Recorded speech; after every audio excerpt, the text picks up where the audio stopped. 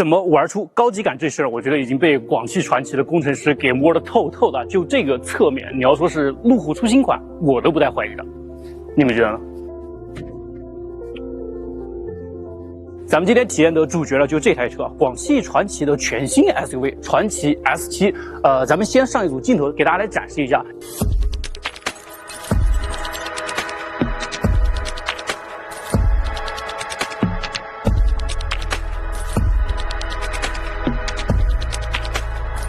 你们觉得这台车的造型设计怎么样？给你们当个评委啊，满分10分，你们会打几分呢？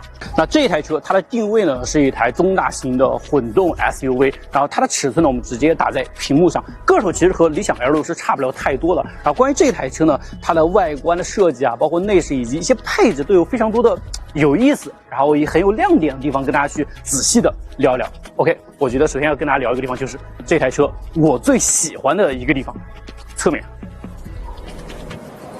乍一看这个侧面，你们会觉得这不就妥妥的一个揽胜的标准的侧面吗？确实做得非常非常的漂亮。我看网上有人会说，哎，这台车它借鉴揽胜的这种侧面太明显了。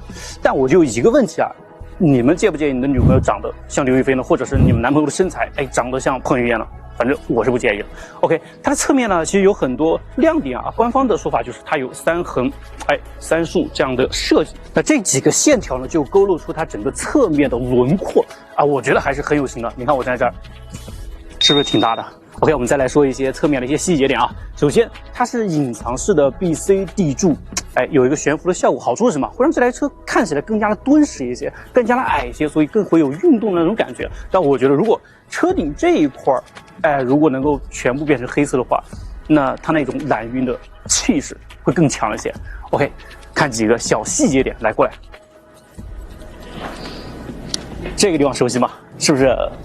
揽运上面或者揽胜行政上面也会有这么一个竖条的装饰板，然后这个装饰板呢做的很有意思啊，上面也有个小山脉的这个标识，然后写了4WD， 说明它是有4驱的。然后另外呢，官方说还可以怎么玩呢？就是如果你想去哪些地方，或者是你已经去过的哪些地方，对吧？有一些象征性的一些标志，你可以贴在上面。我觉得这是一个挺不错的想法，对吧？然后另外轮圈的尺寸也挺大的，看一下。宽度255，然后是50/20寸的这么一个轮圈啊，如果在低配上应该是有19英寸的轮圈。OK， 侧面的其他地方，这个是用了一个隐藏式的门把手啊，就和现在的一些新能源车是一样的设计。但我持中立的意见啊，因为很多人可能不太喜欢这种隐藏式的，但很多人呢也比较喜欢这种设计啊，你们自己来评价一下到底好还是不好。哦，对了，还有一个地方，比如说就是这台车它会有电动的脚踏的，给到好评。另外4驱版车型呢会标配电吸门。可能以前大家一直都说啊，奥迪是登场，我觉得现在真不是那么回事了。因为现在国产的新能源车型，他们把大灯真是玩出花来了。他们现在的一些大灯的科技含量真的是远远要超过了奥迪了。举个例子，来，这台车前面这个大灯组的部分啊，他们叫什么智慧灯幕啊？我们不管它叫什么吧。然后除了一些常规的像 OTA 一些表情包之外啊，我觉得这个可能实用性并不是很大。但最重要的一点我很喜欢，就是它可以有情绪的灯语在上面。什么意思呢？就是在传统的这个大家觉得像大灯，像我们眼神的位置呢，这里面的图案是可以改变的。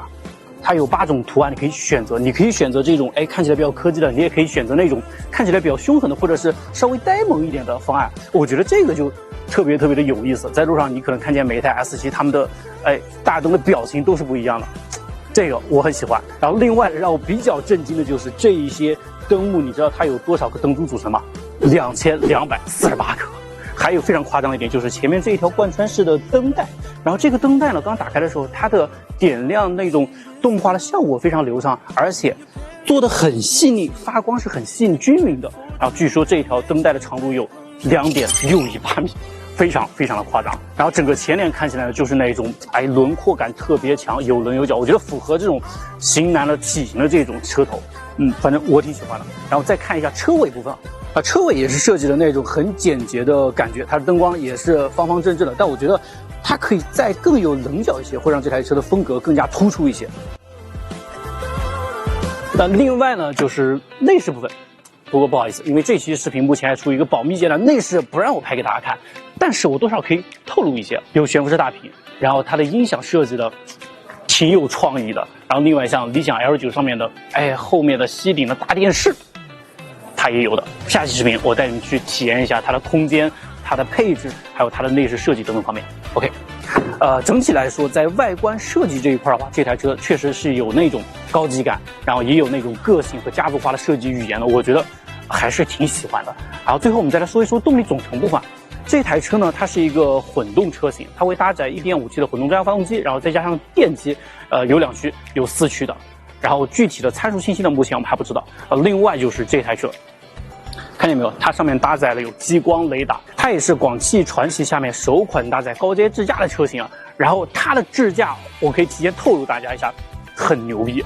因为之前我们在广汽的其他车型体验过这款智驾，它是有激光雷达的，然后也是有像华为 ADS 3.0的这种端到端的智驾能力的。之前我们做过体验，和华为的那一套相差不大，甚至在某些地方还要做得更突出一些啊。后面有试驾车呢，我再带大家去深度的体验一下。OK， 那到目前来看呢，这台传祺 S7，我觉得设计的还是挺漂亮的，而且有高阶支架、冰箱、彩电、大沙发这些它也都会有的。所以最重要的一点是什么？价格，我觉得价格很重要。这台车如果上市的时候能够在价格上给到大家很多的惊喜，能够再卷一波的话，我觉得还是挺香的。如果你想了解更多关于路虎的信息，欢迎上方点击搜索路虎最新车型、销量、降价信息等着您。